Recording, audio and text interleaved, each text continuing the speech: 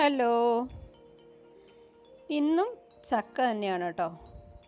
എന്നും ചക്കയാണല്ലോ എന്ന് പറയരുത്. കാരണം കുറച്ച് ദിവസമായിട്ട് ഇപ്പോൾ ചക്ക കൊണ്ടുള്ള പല വിഭവങ്ങളുമാണ് ഞാൻ കൊണ്ടുവന്നിട്ടുള്ളത്. ചക്ക ഇല്ലാതെ നമുക്കെന്താ ആഘോഷം? ഇപ്പോൾ ചക്കയുടെ മാങ്ങയുടെ ഒക്കെ സീസൺ അല്ലേ.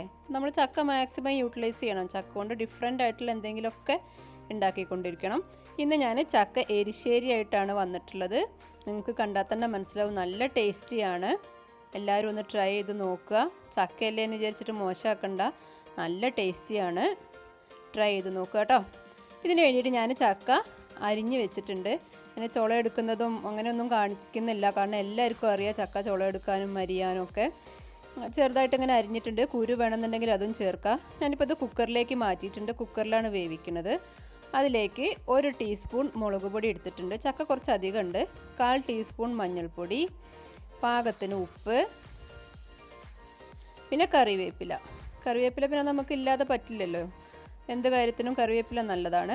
അതിലേക്ക് ആവശ്യത്തിന് വെള്ളം ഒഴിക്കുന്നുണ്ട്. ഞാൻ ചക്കയുടെ ഒരു പകുതി വരെ നിൽക്കത്തക്ക രീതിയിൽ വെള്ളം ഒഴിച്ചിട്ടുണ്ട്. അത്യാവശ്യം വെള്ളം വേണം ഈ ചക്കയ്ക്ക്, നന്നായിട്ട് വെന്ത് കുഴയും വേണമല്ലോ. എന്നിട്ട് ഞാനത് കുക്കറിൽ വേവിക്കുകയാണ്. ഒരു വിസിൽ വന്നാൽ സിമ്മിലിടുക, ഒരു 2 മിനിറ്റ്.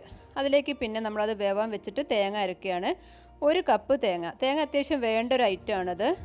1 കപ്പ് തേങ്ങ ചിരവിയതാണ്. അതിലേക്ക് 1/2 ടീസ്പൂൺ ചെറിയ ജീരകത്തിൻ്റെ പൊടി ഇട്ട് കൊടുക്കുന്നുണ്ട്. ചെറിയ ജീരകം ഇട്ടാൽ മതി, എൻ്റെ അടുത്ത് പൊടിയാണുള്ളത്. എന്നിട്ട് അത് നന്നായിട്ട് അരച്ചെടുക്കുക. അത്യാവശ്യം നന്നായിട്ട് അരഞ്ഞോട്ടെ. അത് അരച്ച് മാറ്റി വെച്ചിട്ട് നമ്മൾ ഇതിലേക്ക് തേങ്ങ വറുത്തിടാനുള്ളതാണ് തയ്യാറാക്കുന്നത്. ഒരു 3 ടേബിൾ സ്പൂൺ വെളിച്ചെണ്ണ ഒഴിച്ചിട്ടുണ്ട്. വെളിച്ചെണ്ണ തന്നെ വേണം, കാരണം നാടൻ ഐറ്റം ആയതുകൊണ്ട് നമുക്ക് വെളിച്ചെണ്ണ തന്നെയാണ് ഏറ്റവും നല്ലത്. തേങ്ങ നമ്മൾ കൂട്ടുകറിയിലേക്കൊക്കെ തേങ്ങ വറുത്തിട്ടിടൂലേ, അതുപോലെ വറുത്തിട്ടിടാൻ വേണ്ടിയിട്ടാണ്. വെളിച്ചെണ്ണ ചൂടാവുമ്പോൾ കടുകിട്ട് പൊട്ടിക്കുക. കടുക് പൊട്ടുമ്പോൾ നമ്മളതിലേക്ക് കറിവേപ്പിൻ്റെ ഇലയും ഉണക്കമുളകും ഇട്ട് കൊടുക്കണം. എണ്ണ കൂടുതൽ വേണം എന്നുള്ളവർക്ക് ഉപയോഗിക്കട്ടോ. ഞാൻ 3 ടേബിൾ സ്പൂണേ എടുത്തിട്ടുള്ളൂ. അതിലേക്ക് നമ്മൾ 2 ഉണക്കമുളക് ഇട്ട് കൊടുത്തു. മുളക് ഒന്ന് മൂക്കുമ്പോൾ നമ്മൾ കറിവേപ്പിലയാണ് ഇടുന്നത്. കറിവേപ്പില നമ്മൾ ചക്കയിൽ ഇട്ടിട്ടുണ്ട്, എന്നാൽ പോലും ഇതിലും കൂടി ഒന്ന് ഇടുക, കാരണം വറവിടുമ്പോൾ കറിവേപ്പില വീണ്ടും വേണമല്ലോ, അതുകൊണ്ട് ഇട്ടതാണ്. എന്നിട്ട് നമ്മൾ അതിലേക്ക് തേങ്ങ ഇട്ട് കൊടുക്കുകയാണ്. തേങ്ങ വീണ്ടും 1 കപ്പ് തേങ്ങ തന്നെ വേണം. ആദ്യം നമ്മൾ 1 കപ്പ് തേങ്ങയാണ് അരച്ചത്, വീണ്ടും 1 കപ്പ് തേങ്ങേനെ 2 കപ്പ് തേങ്ങ വേണം. അത്യാവശ്യം തേങ്ങ നന്നായിട്ട് വേണ്ടൊരു ഡിഷാണിത്. അപ്പോഴേ അതിൻ്റെ കറക്റ്റ് ഒരു ടേസ്റ്റ് കിട്ടുള്ളൂ. ഇനി നമ്മളിത് വറുത്തെടുക്കണം. വറുക്കെന്ന് പറയുമ്പോൾ നമ്മൾ ചുമ്മാ ഒന്ന് വറുത്താൽ പോരാ, നല്ല ബ്രൗൺ കളർ ആവുന്നത് വരെ ആ എണ്ണയിൽ കിടന്ന് തേങ്ങ നന്നായി മുരിഞ്ഞ് വരണം. നല്ലൊരു സ്മെല്ല് വരും, അതുവരെ വറുക്കണം. ചക്ക എടുക്കുമ്പോൾ സൂക്ഷിക്കേണ്ട എന്താണെന്ന് വെച്ച് കഴിഞ്ഞാൽ, ഇത് വറുക്കുന്നതിൻ്റെ ഇടയിൽ ഞാൻ ബാക്കി കാര്യങ്ങളൊക്കെ പറഞ്ഞുതരാം. ചക്ക എടുക്കുമ്പോൾ സൂക്ഷിക്കേണ്ടത് നല്ല മൂത്ത ചക്കയായിരിക്കണം. അതായത് ഇപ്പോൾ ഇന്ന് ചക്ക മുറിച്ച് കഴിഞ്ഞാൽ നാളെയൊക്കെ പഴുക്കും എന്ന മട്ടിലുള്ള അത്രയും മൂപ്പായ ചക്കയാവണം. അങ്ങനത്തെ ചക്കയാകുമ്പോഴേ ഈ എരിശ്ശേരി ടേസ്റ്റ് ഉണ്ടാവുള്ളൂ. ചെറിയൊരു മധുരം വന്ന ചക്കയായാലും ഓക്കെയാണ്. പിന്നെ പഴുക്കാനായ ചക്ക നമ്മൾ ചിലപ്പോൾ കറിയൊക്കെ വെച്ച് കഴിഞ്ഞാൽ ചെറിയൊരു മധുരിപ്പുണ്ടാവും, അത് നല്ല ടേസ്റ്റാണ്. മൂപ്പ് കുറഞ്ഞ ചക്ക ഇതിന് പറ്റില്ല. പിന്നെ ചക്കയുടെ കൂടെ നമ്മൾ ചക്കക്കുരു വേണമെങ്കിൽ ചേർക്കാം. നല്ല ചക്കക്കുരു ചേർത്താൽ കുറച്ചുകൂടി ടേസ്റ്റാണ്. ഞാൻ ചക്കക്കുരു ചേർത്തിട്ടില്ല, ആ ചക്കക്കുരു ഉണ്ടെങ്കിൽ അതും കൂടി ചേർക്കാം.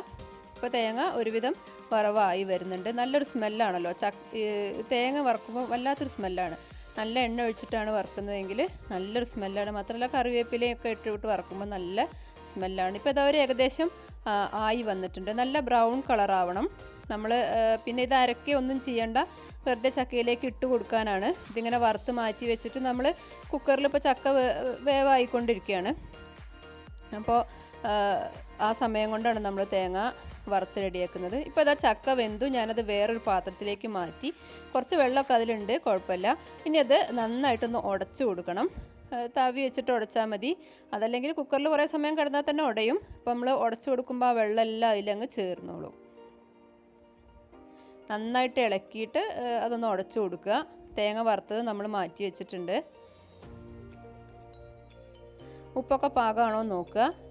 ഇനി ഇതിലേക്ക് നമ്മൾ നമ്മുടെ തേങ്ങ അരച്ച് വെച്ചതുണ്ടല്ലോ, തേങ്ങയും ജീരകം കൂടി അരച്ച് വെച്ചതുണ്ട്, അത് ഇതിലേക്ക് ഒഴിച്ചു കൊടുക്കുക.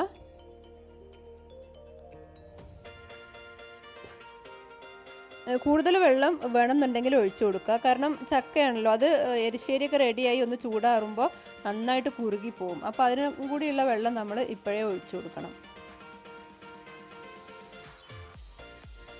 നന്നായിട്ട് ഇളക്കി മിക്സ് ചെയ്ത് യോജിപ്പിച്ച് റെഡിയാക്കി എടുക്കണം. ചെറിയ ഫ്ലെയിമിലിട്ടിട്ട് ചെയ്യുക. കാരണം നമ്മൾ ചക്കയാണ്, അത് പെട്ടെന്ന് അടുക്കി പിടിക്കും. ആവശ്യത്തിന് വെള്ളം ഒഴിച്ചിട്ടുണ്ട്. ഇനി ചെറിയ ഫ്ലെയിമിലിട്ടിട്ട് തേങ്ങ അരച്ച് ഒഴിച്ച ഉടനെ അങ്ങ് ഓഫ് ചെയ്യുന്നു വേണ്ട. നന്നായിട്ട് ഇളക്കി മിക്സ് ചെയ്യണം.